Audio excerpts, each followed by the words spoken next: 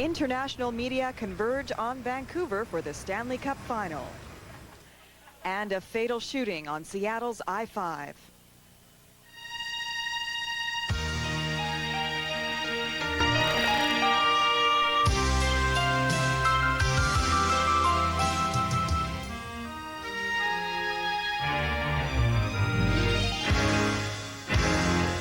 The Weekend News Hour with Jennifer Mather.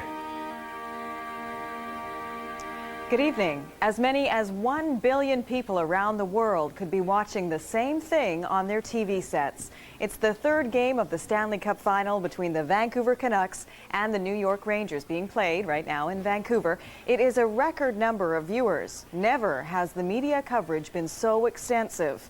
This year, even Pavel Bure fans in Russia are watching the game live via satellite. Tonight, the epicenter will be right here at the Pacific Coliseum.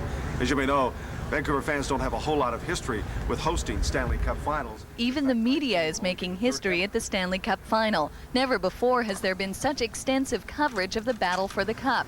Over 400 satellite dishes help beam the game to 120 countries. We've got Russian TV, Swedish TV, French, English TV, radio, reporters from Salt Lake City to New York to, we've got a Japanese writer here. You name it, if they're anybody, they're here and they're in sports. The New York heavyweights are here. Madison Square Gardens TV has exclusive rights to game coverage in the Big Apple. The excitement of having New York feel this way about hockey in June is pretty extraordinary. As far as the Stanley Cup and being part of the final, the tradition of all that really makes it great. The Netcam gets some priority protection, but Sports Illustrated is taking a big chance with its Nikon. So we got a stills camera in the net for the game? Yep, if it survives. If it survives, are you a bit concerned about that? No, because if it doesn't work, well, you're not out anything. It's just a remote. Den kanadensiska publiken är helt otrolig. Okej, dags för match 4 i Pacific Coliseum mellan Rangers och Canucks. There are no Swedish players with the Rangers or Canucks, but there's enough hockey interest to send a crew for the first time ever to cover the Stanley Cup Final. It's a big interest in hockey, and NHL hockey in Sweden is boosting now, more Europeans and so on, and that's why we're here. They're showing at 2 o'clock in the morning over there live, so it's unbelievable that somebody's watching. Russian sports commentator Oleg Sholobov rehearses outside the Coliseum. He is his country's first broadcaster to cover the Stanley Cup Final. Сейчас в финале Кубка Стэнли играют 5 русских, 5 Russian players. Because we have some Russian players playing in the finals, that's what we are interested in. Carries in, winds up, took a shot, center, they score! Sholobov says the team with the most Russians might win. The Rangers 4 player Russian from Russia is Sergei Zubov, Alexei Kovalov, Alexander Karpovtsev and Sergei Nemchinov. But I don't know who is. Well, maybe the team with the most Russian players? Yes, yes. This is going to be an empty net goal by the Rocket. But it's the Canucks' Pavel Bure generating the most interest in Russia. He's a hero in his home country, and he's the reason most Russians are able to watch the Stanley Cup Final. He scores! Да, конечно, потому что Павел Буре. Yes, Pavel Bure is our Superstar. Superstar. Dozens of die-hard fans spent hours in the rain outside the Coliseum today in the hopes that the Canucks would release a few tickets to tonight's Game 3 of the Stanley Cup Final. The excited faithful medical center is hardened by time and war, and they scan the approaching land looking for remnants of their past. There it is. 50 years ago, U.S. Army Rangers scaled the rocky cliffs of Pointe du Hoc with German guns aimed at their heads. Today, the survivors returned on a fishing boat, old war buddies reliving history. We were taking machine gun fire across the face. Yeah. They got a lot of guys going up over that way. All those houses you see on the beach there now, they didn't exist then. They weren't there then. No. Well, they turned that into a resort. The survivors from the top of the cliff are returning to Normandy as well. Somber Germans filed through the narrow entrance of the German cemetery to remember their war dead. In the pouring rain, a German woman combs the grave sites where the dead are buried two to a grave. It's her brother. She painfully walks away. A family gathers around another headstone and lights a candle in memory of their father. She was only 3 when her father was killed in Normandy, but now she finds peace in this land. It's 50 years ago, and it's a pity that people didn't learn more about it.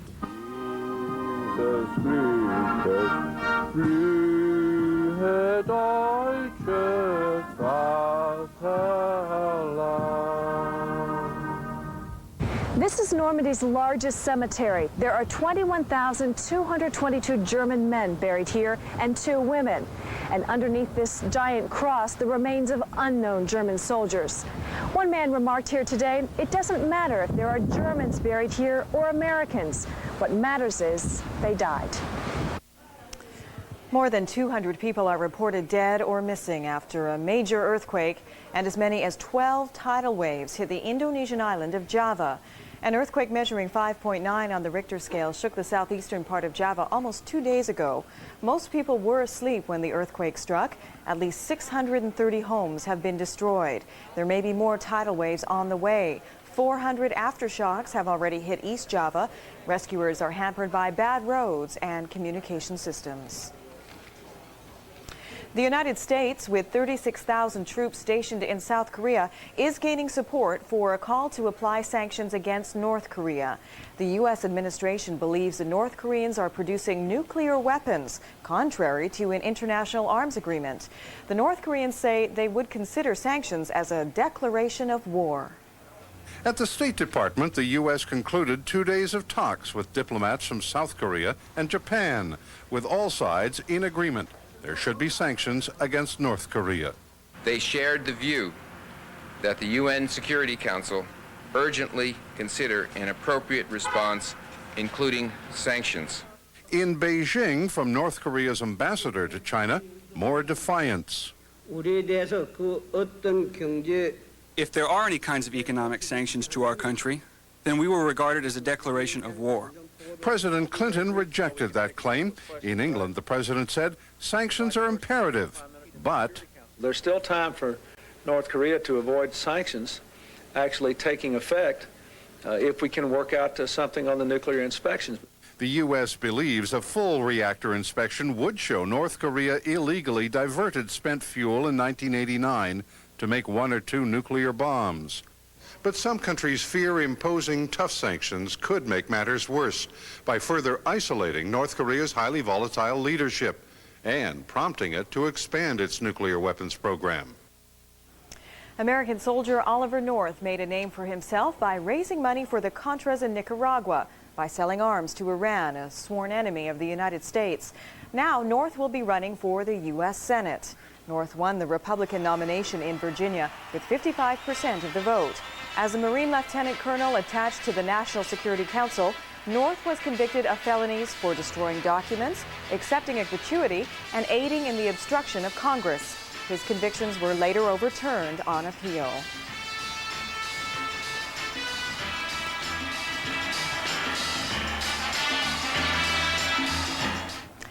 The Canadian Passport Office may issue a new personal identity card to help speed up airport and border lineups. A computerized scanning machine would read the user's digital handprint, allowing travelers to jump the queue at borders. Critics of the card are afraid that personal identity cards could one day become standard issue, and that they say poses a threat to personal freedom. The Vancouver School Board has finally agreed to call the Ministry of Social Services every time a sexual assault is reported. The board's new policy had set out that board staff investigate all allegations. But many parents complained they would never find out which board employees were being accused of sex abuse against students. Superintendent Al McLeod says from now on, the Social Services Ministry will be called in first. Well, as any educator will tell you, there are almost as many ways to learn as there are things to learn. For some students, the structure of a big school virtually guarantees that they will fail. However, a small alternative school in Vancouver's West End is giving students a second chance at a good education. Welcome to Yarn Lies and Audio Tape. I'm Mona Massey. Last year, school was hell for Eric. He couldn't read like the other kids, so they tormented him. No one respected me. Teachers were horrible. No one understood me. And everybody hated me. We like him. He's our friend.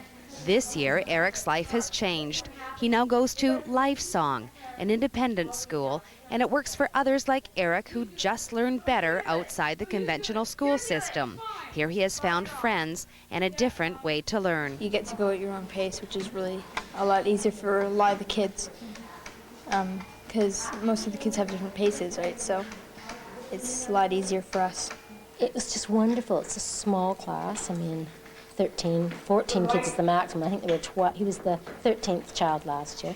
And the day that we came, he never wanted to go back to his old school. It's a government-funded school with all the required courses, but it's the students, not the teacher, who decide when they are ready for the next step in that subject. And for them, it works. We do academics just like a regular school. So the advantages of this would be smaller groups and relationships. Kids get to create relationships where they really get to speak about their needs. There is no fancy playground or expensive gym equipment, but all the kids from kindergarten to grade 8 are part of a team. They just treat you like you're somebody, and that's the way I feel. I just feel like I'm someone that... You're someone important here. Yeah, that I'm someone. And Here everybody's important in our school because it's so little. Yeah, like here you're not everybody just knows each other. And stuff. You're not just one person. You're not just one person off by yourself here. It's like a family. And these kids, the ones others teased and threw rocks at and made them hate school, well, they now fantasize about learning. Studying in New York. And at Harvard or Yale, whichever we get into. The best acting schools. Yeah. And what about after that? Well, then we plan to relax. Relax, you know? Where? Paris. Paris. Time to check our weather forecast now, and it's back to the Coliseum with Wayne Cox. Yeah, best seats in the house. Yeah, behind the action. Yeah, thanks for springing for these seats. We're under the seats. That's how bad it is.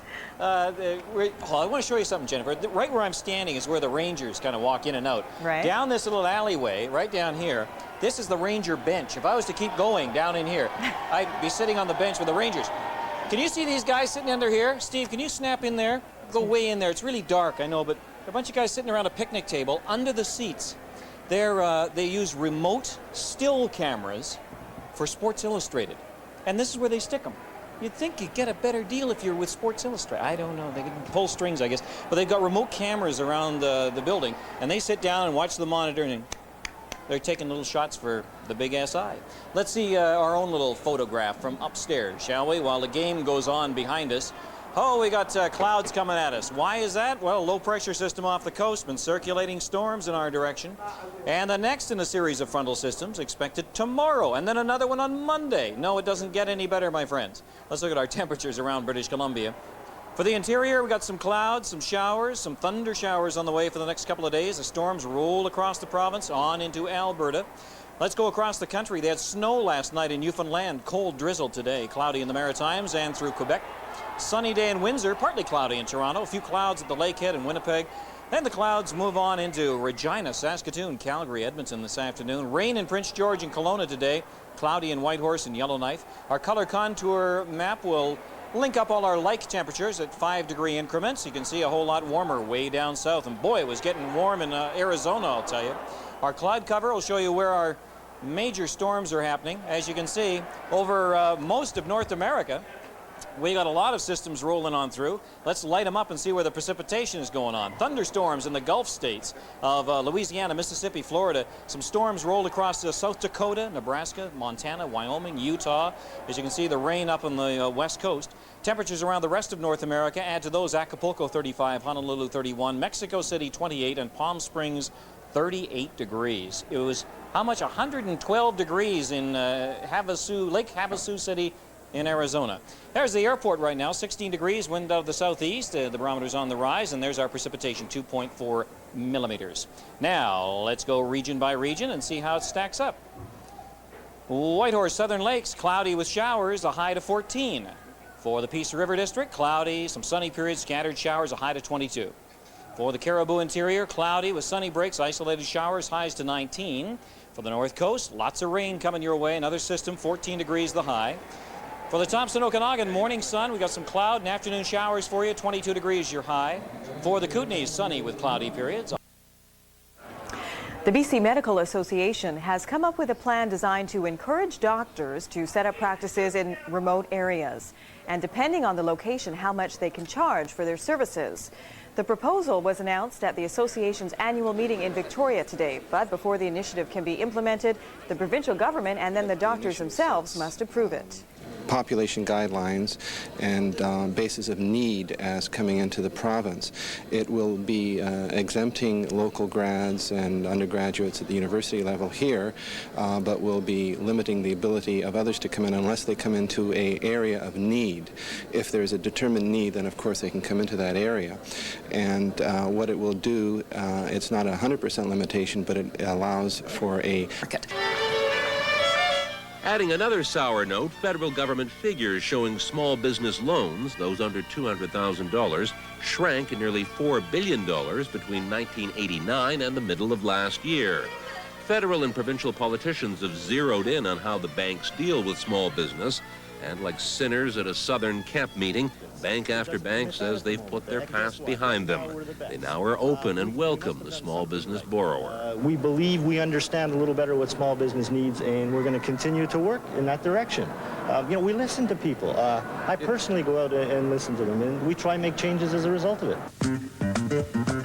Image Tech Solutions is Walter Chalowski's idea. Chalowski will take prized family photos and make a video production of them. Chalowski's small business has been greeted with open arms by 2 different banks. Long before, he had Image Tech Solutions thoroughly planned out. An idea isn't enough, says Chalowski. Learn to think like a banker. If you're going to approach a benefactor from the technical field, then of course use technical jargon. When you're going into the bank, then you need to have your accounts forward, presented in a fashion that is meaningful to the banker. Easing the credit crunch for small business was one of those famous Red Book promises of Jean Chrétien's Liberals. One of them, Dennis Mills, says dragging the banks into the national spotlight may be the best way to keep that promise. This is like getting in shape for any kind of an athletic endeavor. Just because you've gone out and had one workout, that doesn't mean you're fit. What I think we should do as parliamentarians is exercise alongside the banks until we're all fit. And back at Dyron Aviation, Diane Wilson is skeptical the leopards of Canadian banking have really changed their spots. I'm very leery about the fact that they're really interested.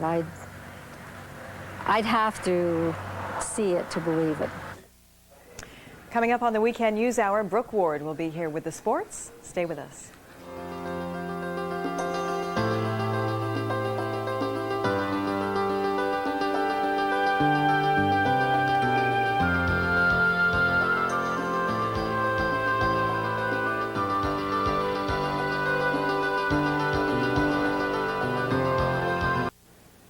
A lot of excitement at the Coliseum tonight and around the province and probably the rest of Canada as well, but more so. And right here in BC. Right here as usual here. On Saturday night at 7 o'clock. So plain and simple for the Vancouver Canucks. Just win your home games and win the Stanley Cup. Then again, while it might be plain, it will be anything but simple to wrestle 3 more games for the New York Rangers. A bright note for Vancouver, though, remains the fact that the Canucks have not yet played their best hockey, and it's hard to imagine the Rangers playing any better.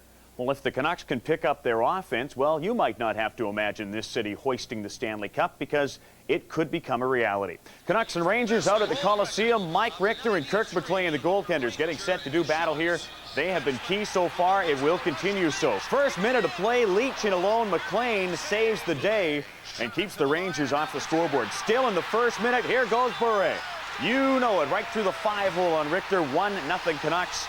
It was Adams and Linden doing the job through a Ranger defender's legs.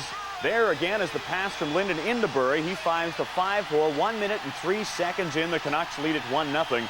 As Bure lead, the deflection right there by Anderson. Teams were playing 4-a-side at that point. And the goal went in as the Rangers were shorthanded when Bure went off with that 5-minute major. Again, all alone in front is Anderson 4-a-side. Lume couldn't check him there. The good news for the Canucks, they trail by a goal, and the Rangers did not score any further with Bure off with a 5-minute penalty.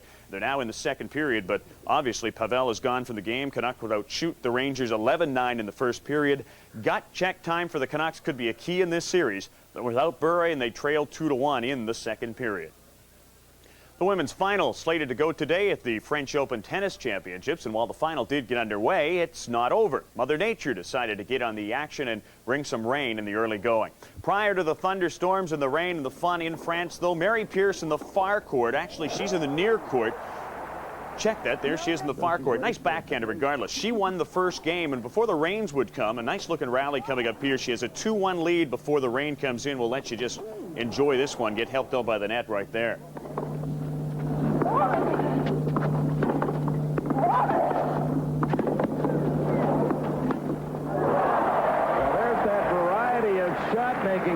So it's a 2-1 lead for Mary Pierce, and she has the lead as they'll head in, and here come the rains, and the umbrellas are out, and they'll finish it off tomorrow. And the men's final goes tomorrow at the French Open, too. A quick note for you, Victoria Payless Golf Championships, Craig Howard out of the States at 9 under par after 2 rounds, top Canadian Jim Rutledge of Victoria, who is 3 behind, and we'll be back with some baseball highlights and a whole lot more after we time out for tonight's lottery numbers.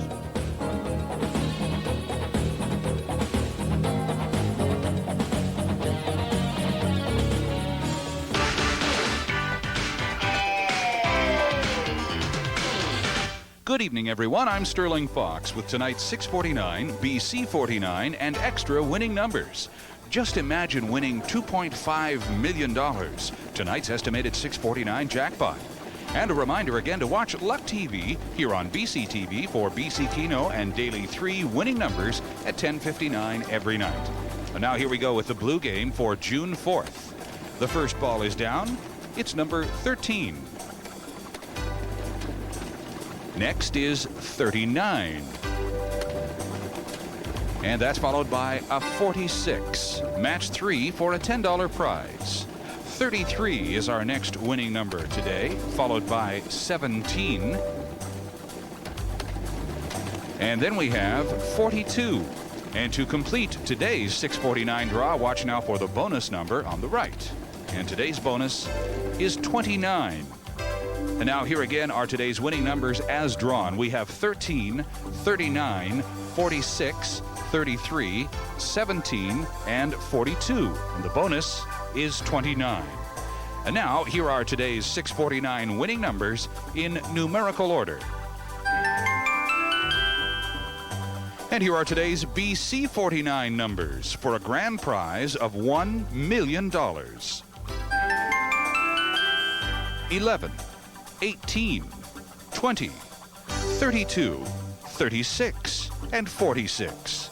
And the bonus is 45. And now, here are today's extra numbers. And these apply to both 649 and BC 49. 10, 18, 52, and 92. Until Wednesday's draw, good night and good luck.